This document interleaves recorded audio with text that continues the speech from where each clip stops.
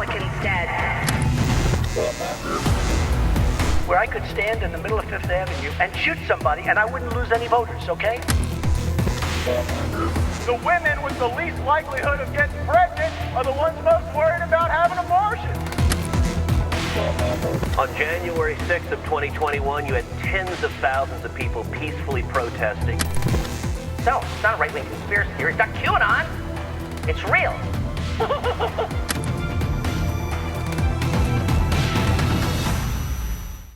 Hey, folks. Welcome back to The Enemies List. I'm your host, as always, Rick Wilson. I am delighted to be joined today by Andrew Egger, who is the chief White House correspondent for the Bulwark.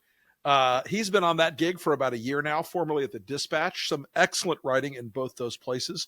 And Andrew, I wanted to welcome you to the show because as a couple of center-right guys, I'm curious what it's like covering the second Trump White House and watching this sort of hyper-populist thing that's developed and the Doge crisis that's developed. And how you think the White House is handling its first month back on the job?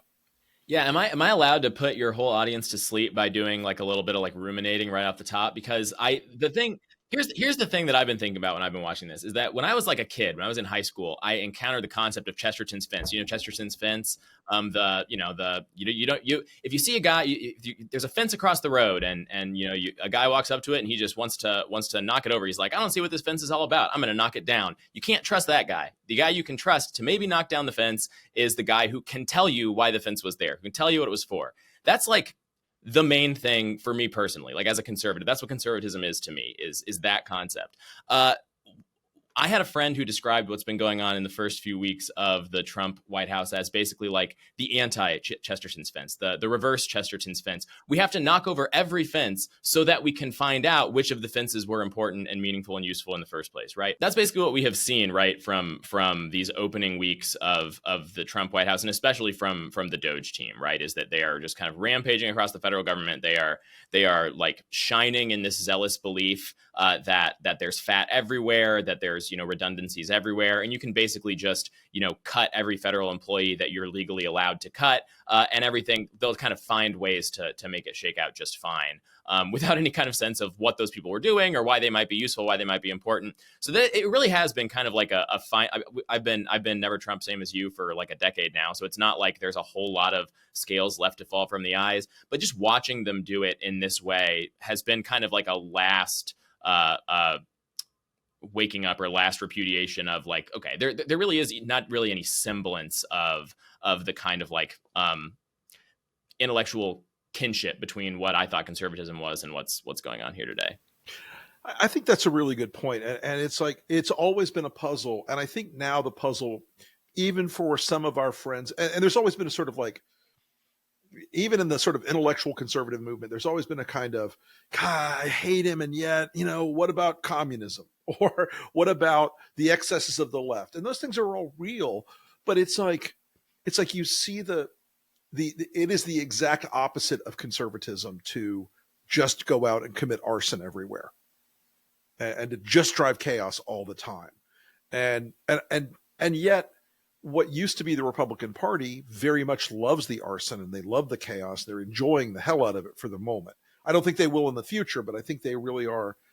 Like, there is a sense of sort of like sore loser joy on their parts, if that makes any sense at all. It's like, yeah, we won and now we're going to punish you. And we're still so unhappy with everything. Yeah. I really do think, like, I mean, as far as the constituency is concerned for all this stuff, I mean, Trump has brought a lot of new people into the party who are just kind of people who like arson for the sake of arson, right? I mean, like they are the kind of people who were not politically engaged before, who he has now kind of bolted onto his team in a real way. I don't think they're going away. It's not like, it's not like a temporary marriage of convenience, because he feeds them this constant diet of like promising to punish their enemies and promising to burn things down and promising to light things on fire. And it's fun to watch. I also think that, and this is a thing I've been writing about more and more recently, is even for people who started out as like largely sane conservatives who did not take an early exit ramp for this and kind of found themselves forced to kind of rationalize one thing after another, and like, but already by like 2018 or 2019, it almost seemed like the people who were gonna jump ship, the people who are going to go never Trump, they were all out. And the people who were left in there already felt like they were kind of in too deep to do anything different. They were kind of like in for a penny, in for a pound. And boy, that pound has gotten quite large, right? I mean, like the things you could not even have imagined at that time, just one thing after another now. But like that slow process has really been kind of like an education in vice for a lot of those people. And they kind of discover they have a taste for the arson and all that stuff themselves. And I think it's like, it's not just kind of a mask off thing. It's people who used to be better and now have gotten worse. And it's kind of a sad thing to witness. You know, you wrote about Doge earlier, I guess on Friday.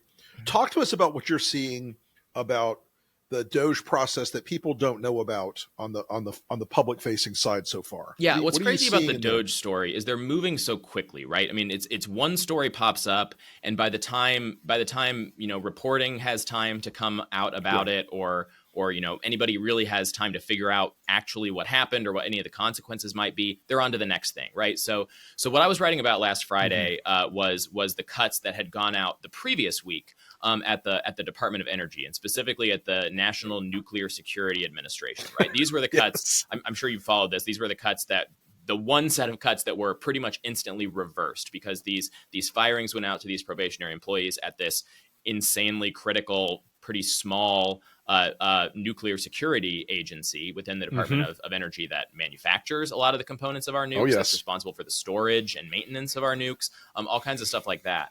And these were the firings that had gone out and been quickly rescinded. And kind of there was a media story that was like, well, this is sort of an illustration of kind of how quickly they're moving, how sloppy they're being.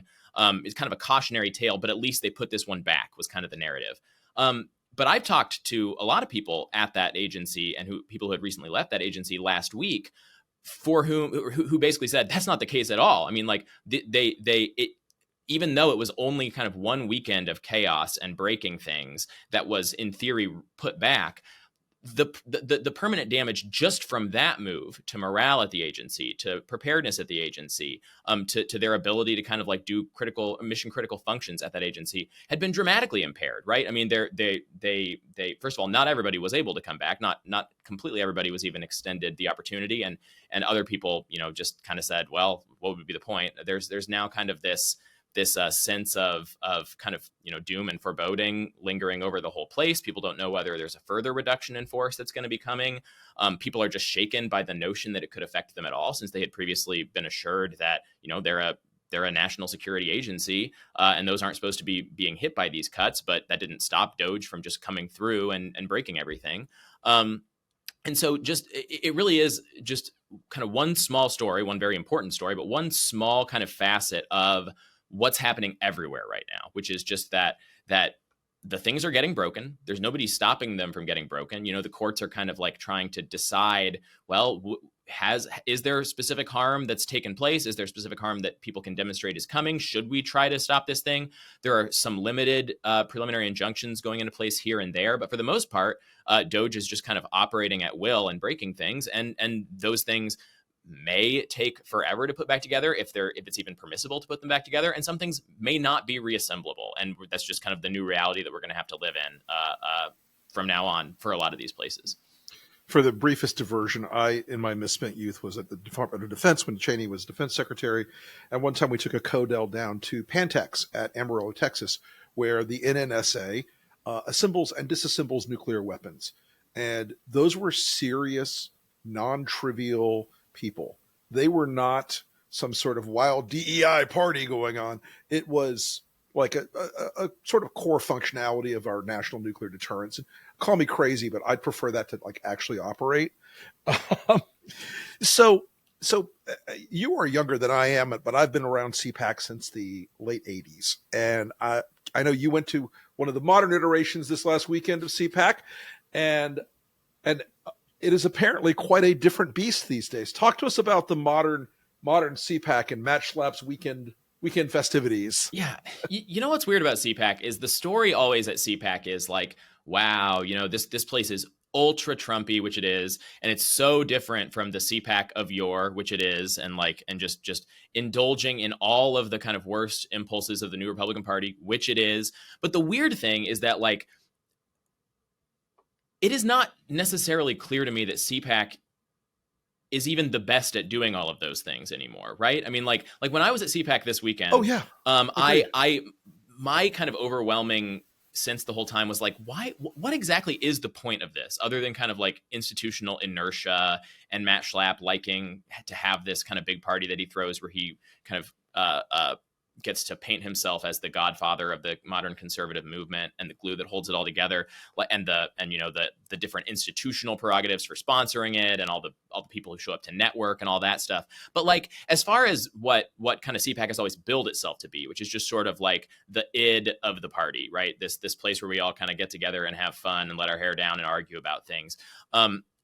There are bigger parties that are better at kind of the id of this movement than CPAC, right? I mean, like I've covered a couple of years now, Charlie Kirk's America Fest that he throws down in Arizona, which is like, I mean, it really leans into all this stuff. They have like kind of praise bands up on stage and laser light shows and a fog machine and I mean, it's Charlie Kirk, yelling for hours on end, and it's a younger crowd, and it's sure. It's more kind of vibrant and stuff, and then at the same time, on the kind of bleeding edge of the transgressive ideological right, you have stuff like the America First Political Action Conference, Nick Fuentes's Groyper group, which was kind of first started as sort of an anti-CPAC in the first place, and like, I mean, these are places that have kind of more energy, it almost seems to me, than CPAC does right now, because CPAC is just sort of this fossil of a previous era that Schlapp has managed, because he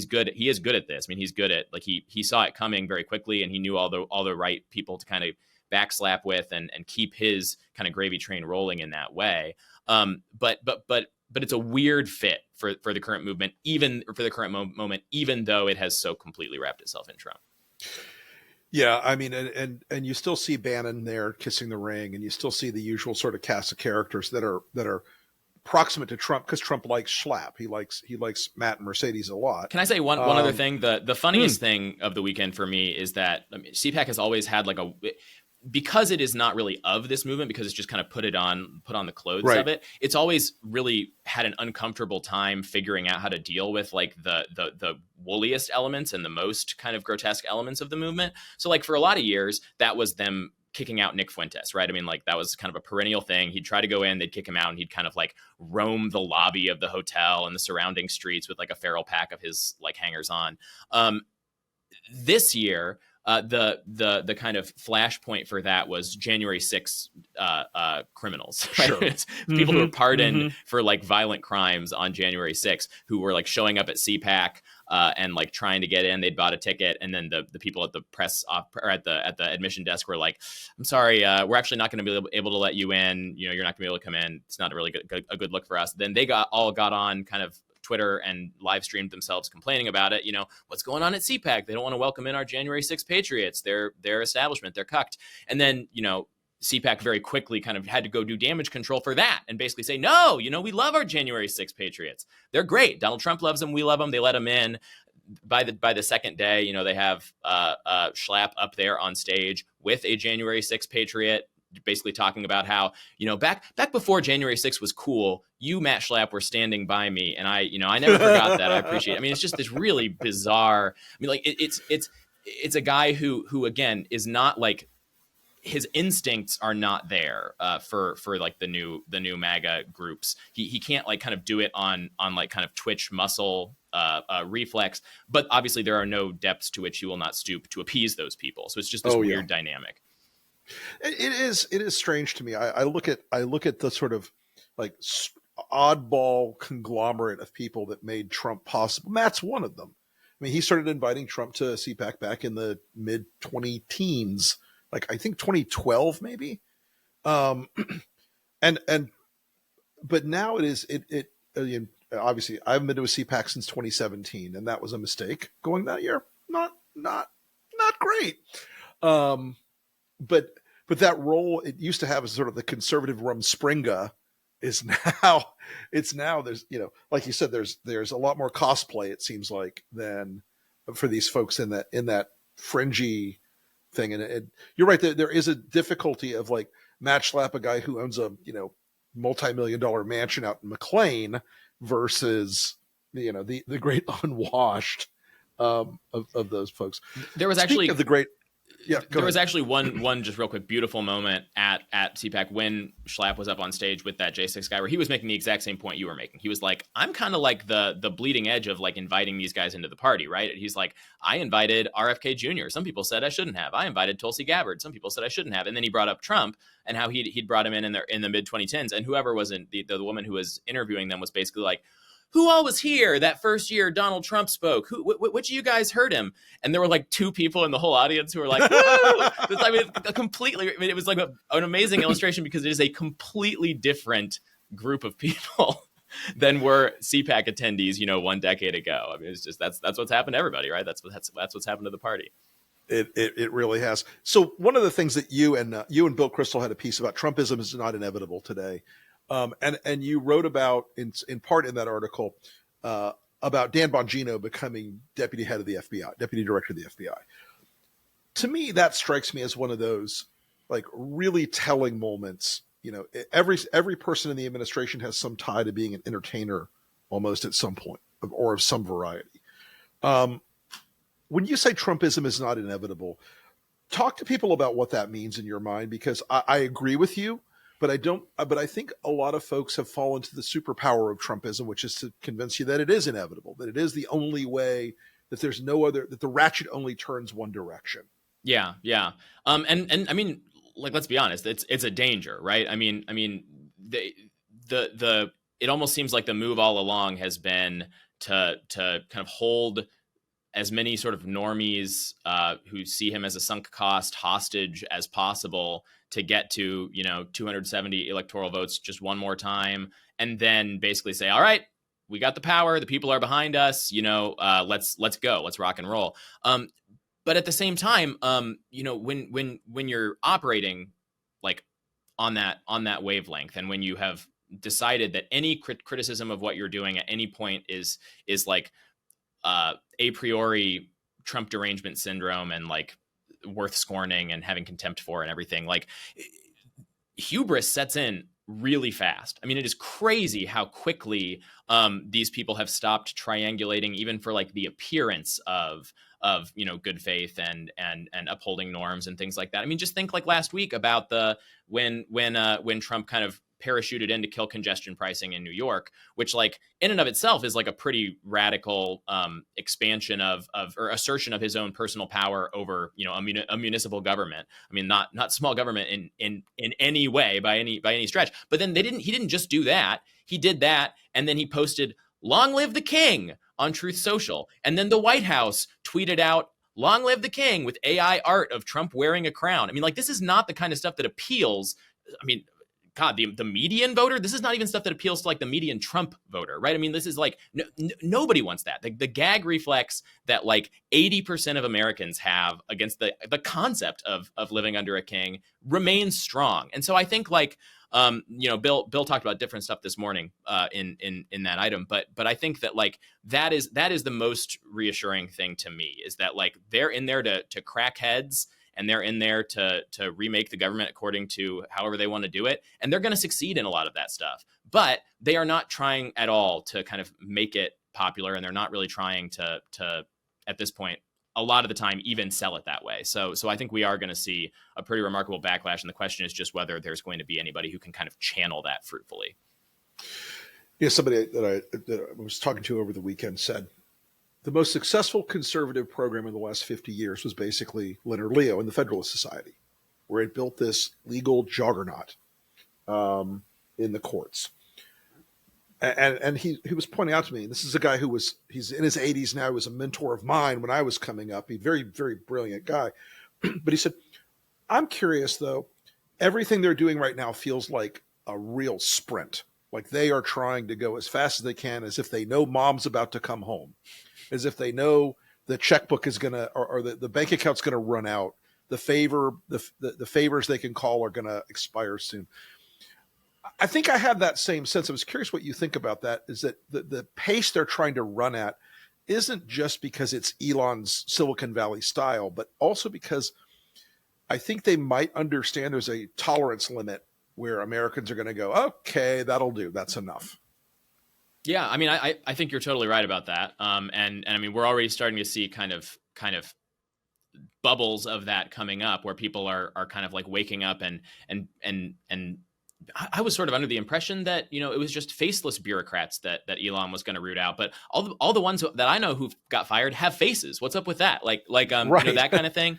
And I mean, you mentioned Leonard Leo and the conservative movement in the federal courts. It is not at all clear that kind of the Trump judges, either on the Supreme Court or elsewhere, are going to rubber stamp this. We might have another kind of extra fun new constitutional crisis on our hands if the courts try to slap some of this down and Trump thumbs his nose at that. That will be another kind of heightening of the contradictions in terms of certainly the popular understanding of how this is all going on. Another way in which this might start to get messy and start to kind of run aground is that there's going to be more and more kind of internal power struggles within the administration. I mean, this is something we saw over the weekend when we haven't even talked about kind of the latest Doge thing, right? I mean, I mentioned that before. It's like you can hardly talk about one Doge thing because it's already some new shit that's come down the pipe. Well, this weekend, I mean, it was the email, right, that went out to every federal employee, more or less, basically saying, please reply to this with about 5 bullet points of things you accomplished last week. And Elon tweeted, if you don't reply to this, you're fired, basically. Well, a bunch of cabinet secretaries sent follow-up emails out to their whole staffs basically saying, you should ignore that. We're going to figure this stuff out with Doge, but it's not Doge's responsibility to go around us, your bosses, to like have you justify your position to them, right? And that included some very Trumpy people. Tulsi Gabbard sent that out. Kash Patel sent that out. And like you can kind of imagine, Chris Wright at the Department of Energy sent that out. You can imagine a scenario where Elon has Trump's ear more than Chris Wright does. You could imagine a scenario where Elon is saying, look, man, like he's stabbing me in the back. You already have, a new round of rhino cuck deep state traders who are trying to harsh your mellow here. Let me overrun, Chris Wright at the Department of Energy. Maybe not because of the headache they already had with the stuff we were talking about before, but like Kash Patel, I mean, like, Elon Musk is not going to be able to convince Donald Trump that Kash Patel is like a deep state guy, right? So like, it's not clear how these things are going to work out. Yeah, and maybe they grind themselves to a halt in various ways. Who knows? But it's within the realm of possibility. I think there is but that sense of like they're running a hard sprint, and like a lot of hard sprints, it's going to be bounded. There's a finish line, and that finish line I view as sort of around the end of this year when the 26 races really start in earnest. What is your read on the sort of sub rosa begging going on by members of Congress to the White House right now? Like, please don't cancel the grant in my district, sir. How do you think that works out in the end? Because for Musk to do this, he can't be seen as having the ability to be influenced by political considerations. It has to be the juggernaut. Yeah, I don't know. It's hard because Donald Trump has always been, he loves the exception, right? He loves like to create like this, I mean, it's the same thing with the tariffs, right? He loves to create this situation where like things are all worse and everybody has to individually come to him as a supplicant to say, well, but this one's really important, Mr. President, sir, like in the Oval Office with him. And he loves to be able to then kind of give the dispensation. Like, you're right. You know what? That one actually is really important, and kind of take the victory lap on that. I have never really seen that not be the way he operates. I take your point about like it would work better if Elon and Trump were kind of like to wrap themselves in the notion of like, we're all tightening our belts, even the people we like. But it's not, I mean, but that's not what's happening, right? I mean, Elon Musk that would be the putting triangulation. Sorry. Yeah. That would be the triangulation you talked about not existing earlier. Right. You know, and it's plainly not taking place. I mean, like Elon is not using his perch atop Doge to slash his own SpaceX contacts. He's using his position atop Doge to slice the people who regulate his SpaceX contracts or who are like in enforcement actions against his companies and things like that. I mean, and all that stuff is all already out in the open. So like, if you're a member of Congress, I think it probably is like narrowly smart. From the point of view of sticking up for your constituents, bad for the country, but smart for your constituents to go and kiss the ring and do all of that. And that's why, I mean, that's one of the horrible incentives that makes up this wretched situation that we're in right now. I think the wretchedness, you know, as Adam Serwer said in the first administration, the cruelty is the point. I think in some ways the wretchedness is the point for Elon and the Doge sort of activist types. They want to cast everyone, and Russ Vaught said it himself, I want to traumatize them. They want to cast everybody into this sense of chaos and helplessness and mess and ugliness. I think that as governance, it's terrible. As theater, I think it works for them at a certain level. But again, the things that are hitting now, and I'm curious about your thoughts on this before we wrap up. You know, we've talked about how new people came into the movement and they thought that Trump would be protecting them and whatnot. As these things ripple out, as these cuts ripple out across these very random sweeping cuts trickle out, you know, even Steve Bannon said, a lot of our people are on Medicare, Medicaid, Social Security, disability, SNAP, and TANF. What are we doing? Do you think that there is a line in even Elon's brain where he goes, okay, now I'm causing political damage to Trump. Now we're going to lose the House and the Senate if we keep doing this crap, or is his reflexive desire to be this tinkerer with the government overpowering that? Yeah, I think that is going to be the thing that is going to be interesting to learn next, right? Because this stuff is not getting any more popular, but also the kind of reality distortion field that Elon has built up around himself in his own little fiefdom of X, where he has just all these people. You know, he's got this suck up industrial complex just kind of surrounding him with comforting praise at all times. It's possible that you know, those sorts of warning triggers and stuff that would pull regular political movements back in a different direction. It's possible that stuff just does not even go herd to him, right? And I think like the interesting thing in terms of how this all rolls out next is like if you're looking at what is the deliverable for Doge, right? All the stuff that he is cutting right now, you know, he could cut the entire federal workforce is about 4% of the federal budget, right? It's not actually a ton in terms of savings. The deliverable is this thing that he's giving the base, which is just the idea that they are now finally at last inflicting real pain on the kinds of people that they have wanted to inflict pain on all along, which is the deep state and the bureaucrats and all these people who that was a real kind of irritation in Trump's first term, is that they had elected the guy who was going to hurt these people and the people didn't get hurt. You know, they basically stayed. In fact, they were able to kind of like blunt Trump's influence in some ways. And like that's not really the way this is supposed to go.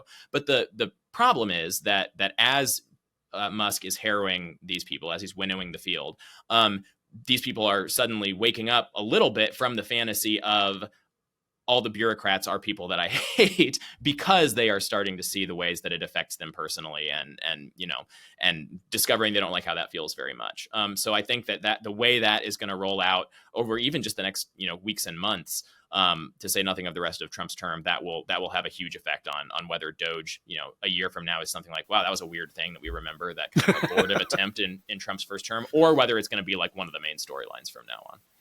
Yeah, it is. I think Elon he's very sui generis. He's very, you know, it's a unique thing in our history and in our political culture to see someone with that much unlimited power, and the wonder of it.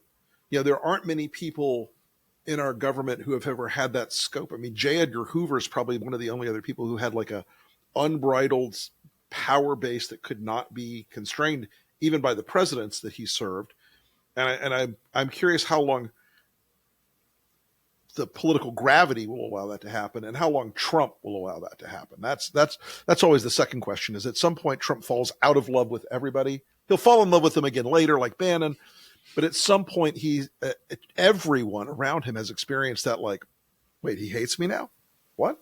Yeah, yeah. And I do think that's one thing that Elon has done that has been pretty smart so far is always making sure to lead with as President Donald Trump at real Donald Trump has directed me to do, this is what we're going to do. And on the one hand, he has to do that because he has no real statutory authority. The whole thing is just at the say so of Trump. But I do think that actually does kind of isolate or insulate him a little bit, because Trump knows that he at any point in time could kick Elon's whole operation to the curb, right? I mean, there's really nothing stopping him from yanking Doge out because he just put it in, on his say so. So I think that like Trump knows that, Elon knows that, and it might actually give Elon a little bit of protection because Trump knows that Elon has to continue to kind of be the moon to his son on some of this stuff and do a lot of the actual legwork while he golfs. You know what I mean? Yeah, there's a lot of golfing going on. Well, Andrew Egger, Chief White House correspondent for the Bulwark, excellent writer, excellent thinker. Folks, I encourage you to follow him on social media. Where can they find you on socials, Andrew? I'm still on X. We're going to see how long that lasts. I keep typing, twitter.com into my browser by muscle memory. So it's Egger DC on there, and the same on Blue Sky, which is the thing I'm trying to do with my life now. All right, and on YouTube, too, we got our Bulwark YouTube. Check that out. Yes, sir. You guys are killing it on that front. Outstanding work. So, Andrew Egger, thank you for coming on the enemies list today, and we will talk to you again next time. Thanks a lot, Rick. It was fun. There's a reason Donald Trump has named almost exclusively Fox News and podcasting people and entertainment types to his administration. It's because he's not that bright. He conflates good presentation on television with intellect. He conflates people who can go on a podcast or a TV show and rant and rave about whatever the MAGA talking point of the moment is. And he believes that means that they are intelligent. Further, he believes that it will overt sign of their loyalty to him. Because almost every person he's put in this administration so far has been one of these suck-ass, Trump can do no wrong, his farts smell like rainbows and honeysuckle, he's the tallest, handsomest, smartest man in every room. One of the best examples of this is a disastrous appointment he made over the weekend, and that is Dan Bongino. Bingo, bing bong, bong dildo, bong, James Bong.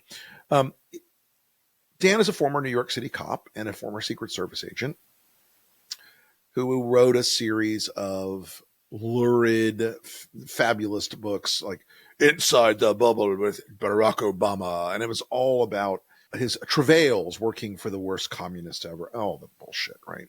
Low rent, low wattage. I mean, ghostwritten, sounds like it's ghostwritten crap. Probably is. I don't know.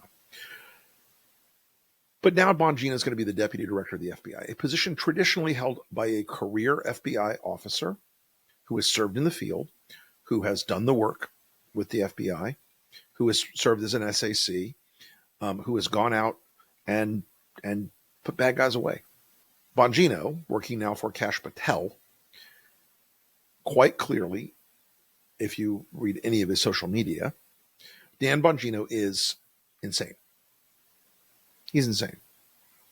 He is one of these guys who, he was quoted like, my only job is to own the libs. And the idea of putting him in this office for Trump and his people is obviously very appealing. It's obviously strangely appealing because they want a Praetorian Guard, as Tom Nichols wrote this weekend. They want people who don't care about the law. They care about owning the libs. They care about supporting Trump. They care about Donald Trump. Now, Dan's been a very successful podcaster, by the way. He's a very successful podcaster. There's a big audience for Stupid. The content of that podcast is always the most lurid, breathless, over the top. We're fighting the communists. They're all coming to kill you. The brown horde, all the bullshit. But the people on the enemies list, because of this appointment, it's not even Trump. It's not Bongino. He's an idiot. He's a throwaway. People that are responsible for this are the Senate. It's on you, Susan Collins. It's on you, Lisa Murkowski. It's on you, Tom Tillis. It's on you, Mitch McConnell. Because you let through a whole bunch of really low quality, terrible appointments that you knew were bad and dangerous and wrong and stupid. So now you've lowered the bar. Now he can put a ranting conspiracist podcast nutbag as deputy director of the FBI into a job he's unqualified for. But that's not obviously qualifications in the Trump world is a de minimis problem. and that he will abuse his power in. It's you. It's on the Senate. It's not just on Trump, and it's not on this guy. This guy would, Trump told him to, go run buck naked down the street. He'd do it. The idea is that Trump has diminished your capacity to resist him, and now he's going to force worse and worse nominees down your throat. So the Senate, you, my friends, are on the enemy's list.